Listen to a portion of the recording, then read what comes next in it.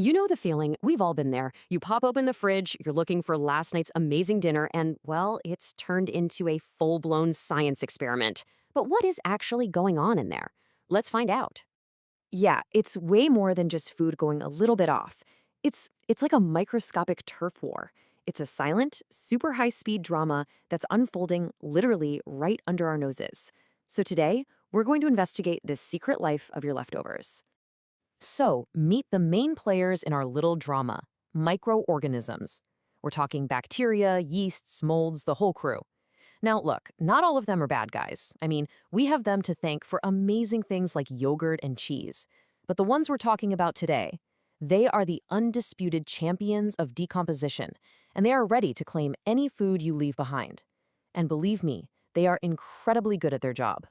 To really get a handle on their strategy, we've got to talk about numbers. And when we're talking about microbes, the numbers get huge, and they get huge fast.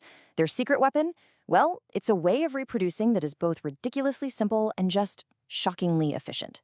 It's a process called binary fission, and it is brutally effective. Seriously, just think of it like a biological copy and paste command. They don't need a partner, they don't need to swipe right, they just duplicate. One becomes two, two become four, and suddenly you've got a real party on your hands. What's so wild is just how slick this whole process is. The cell makes a copy of its genetic blueprint, its DNA, and then it just starts to stretch out. It pinches right in the middle, kind of like twisting a balloon animal, and boom, two perfect, identical daughter cells.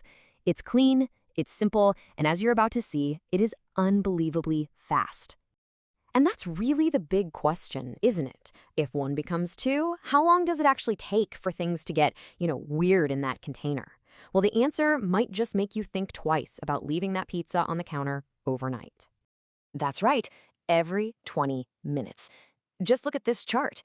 You start with one lonely little cell. In the time it takes you to watch a TV show, you could have 8. In just over an hour, 16. See, this isn't just adding one at a time. This is exponential growth. It's a runaway train. And here is the absolutely mind-blowing part. Starting with just a single bacterial cell, in only about 10 hours, if the conditions are right, you can have over 1 billion. That's billion with a B. And that's exactly how your perfectly good leftovers go from dinner to disaster, seemingly in the blink of an eye. But okay, here's some good news. This microbial invasion, it's not random. Just like any good team, they've got a playbook. They need certain conditions to be just right for them to succeed. And the best part? If we know their playbook, we can figure out how to outsmart them. You can almost think of it as a recipe for a disaster, right? If they don't have all the correct ingredients, the perfect temperature, enough moisture, the right kind of food properties, their explosive growth just grinds to a halt. So these conditions, they basically fall into 2 big buckets. You've got intrinsic factors, that's stuff that's part of the food itself. And then you have extrinsic factors, which is all about the environment where the food is being stored. So let's break them down. Okay, first up on the intrinsic list, pH. This is just a fancy way of saying how acidic something is.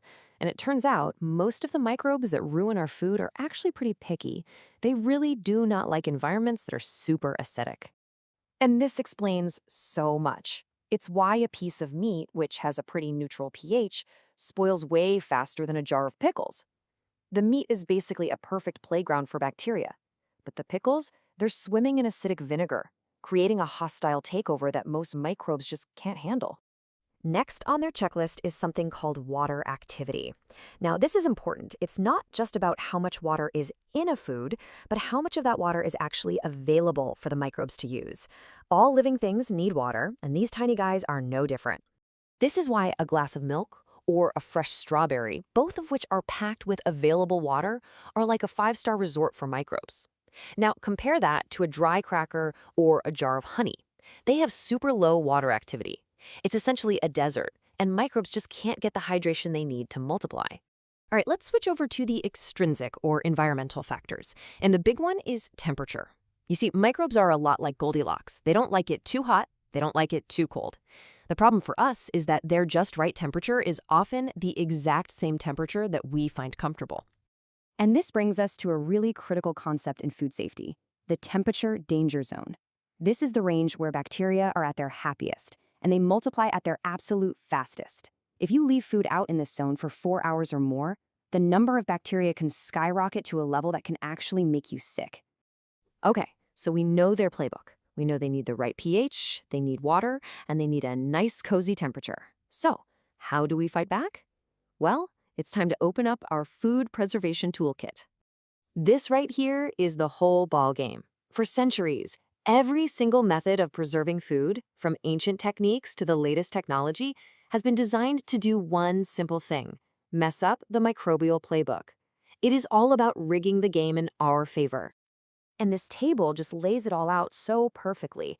We combat temperature by either refrigerating food to slow the microbes way down, or cooking it to kill them off entirely. We mess with the pH by pickling things, adding acid to make the food totally inhospitable.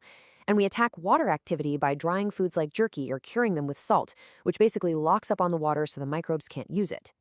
So we can stop our food from getting all fuzzy and smelly? I mean, that's a good enough reason, right? But as it turns out, the stakes are actually much, much higher than just a bad smell. Because this isn't just about food spoiling. The microbes that make your food look and smell bad are often not the same ones that can make you really sick. Those are the pathogens. And the scary part is, they can be multiplying long before you notice anything is wrong. So controlling this invisible world, it's our first line of defense. It's not just about taste, it's about public health. So the next time you put your leftovers in the fridge right away, or you grab a pickle instead of a piece of cheese, you're not just making a random choice. You are an active player in this invisible war. You're using centuries of scientific knowledge to keep your food and yourself safe. You know the rules of the game now, so the only question left is, how are you going to play?